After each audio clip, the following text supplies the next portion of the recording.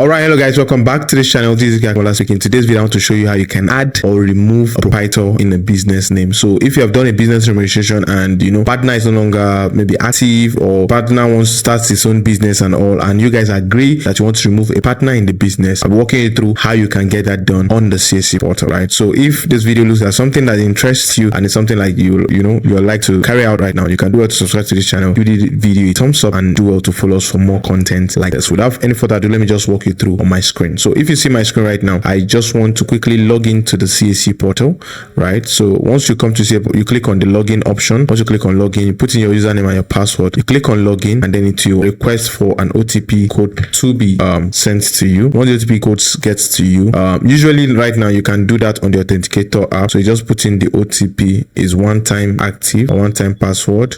Right, once you type in the OTP, you click on verify code, and immediately it will log you into the account. And take note of this, that even if you want to carry out this process, you cannot carry it out if you are not an accredited agent with the Corporate Affairs Commission. That means you need to have an accredited agent portal that will allow you to be able to carry out this process. So you can see my account right now. It's an accredited agent portal account, and I'll be able to carry out the process seamlessly. Most public user accounts always have this pre-name reservation, name, requesting consent, and registration, but you will not see this post-incorporation option here. So since I have this option here, I'm going to click on it, and since I'm working on the business name process, click on the business name process. So once I click on the business name process, it will load up and then show me where I can search for the business I want to work on exactly. So let me pick the business I want to work on exactly. So I'm going to come here and type in the name of the business. Let me use Easy Concept as an example. So you type in the name of the business you're interested in, you search for the business. Once you search for the business, it will load up and then show you the different names that looks like the business. In fact, one of the major recommendations I always have is that you guys should use maybe the RC number or the BN number, depending on which one you have available. So let's say Easy Concept Establishment is what you want to work on. So all you need to do is to click on proceed to dashboard. Once you click on proceed to dashboard, it loads up and then takes you to the dashboard of the portal, on the post-incorporation portal of that particular account. So you're able to see the different processes that you can carry out for that particular business. Meanwhile, before you can carry this process out, the business must have filed all the necessary annual return on that particular registration. So if you don't file any annual return on that particular registration, you would not be able to carry out the annual return, the change that you intend to carry out. And the reason for this is because that change, if the business is not updated, since you don't see the business as, if the business is not up to date now, that is showing active, it means that the business is not in operation in the in the eyes of CAC, or the business is not functional. So if your business is not functional, then why do you want to remove somebody in the business? I believe you understand my school of thought right now, sir. So the next thing you want to do is to, after you file the annual return, make sure it is active. So let me show you an example of a company that is yet to file the annual return and how it will display on the portal.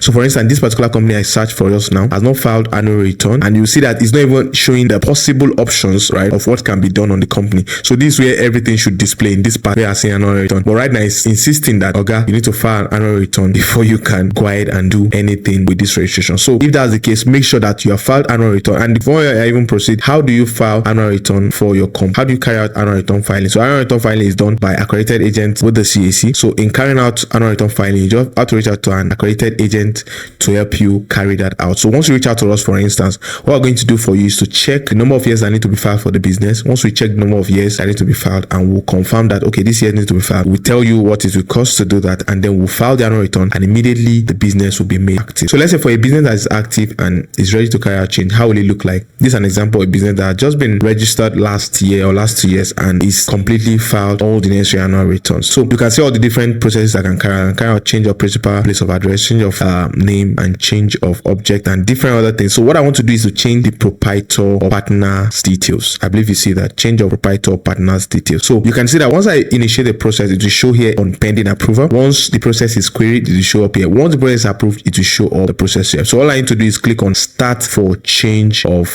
proprietor. So I'll click on that particular option, and then it will take me to the next stage. So let me click on that, start particular change. So you see, I want to make sure I don't share any personal details. So this, what I'm showing you right now, is a general details, like this detail of the business, showing the RC number, which can be found anywhere online. So you can see that if you want to add a new individual proprietor, you can click on this option to do that. If you want to add a corporate separate proprietor, right? You can do that here as well.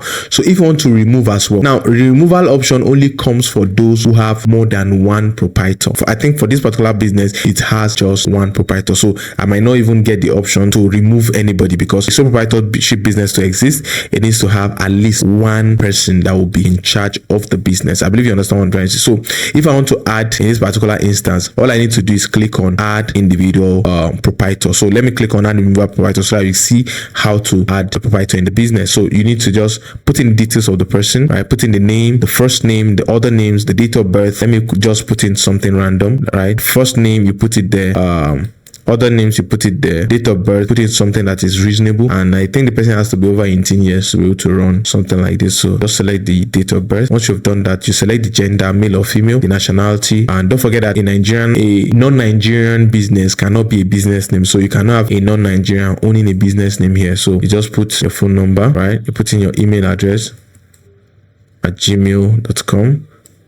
So I'm just trying to test something so that you can get what we're trying to show you here. So let me see if this phone number is valid now. Okay, I think it's valid now. So the state, let's say Ekiti State, let's say Irekodun local government, just put a random city, put the house number there, put the street number there as well. So means of identification, so that means the person needs to be able to supply any of those 4 means of identification: driver's license, international passport, national ID card, or permanent voter's card. So and then you put the number of the ID card. So you now indicate the date of appointment. So today's date is 27. So I'm appointing the person today. So I'll click on add and continue. I believe you understand that. So once that is done, I have added HK as a new proprietor in this particular business that is existing right now. So while doing that, somebody needs to, if you want to now, let's say in an instance where you want to remove a proprietor, right? What you come to do is here. So I've shown you how to add, but don't forget that you can only do one of the processes at a time. So to be in the safest side, so let me show you something very quickly.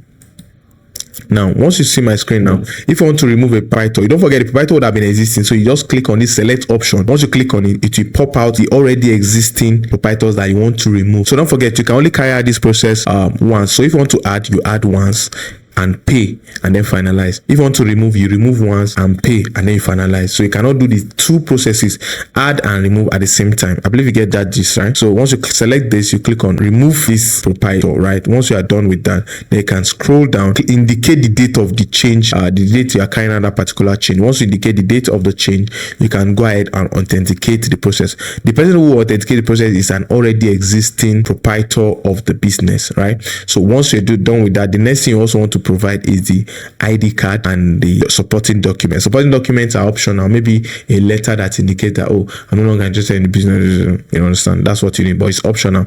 Click on preview and then you are good to go. I believe you understand. So once you preview, I think the payment, whatever the payment is, you're going to see on the back end. So that's just a simple process of carrying out removal or addition of a new proprietor in a business. I hope this video has actually helped you to understand the process.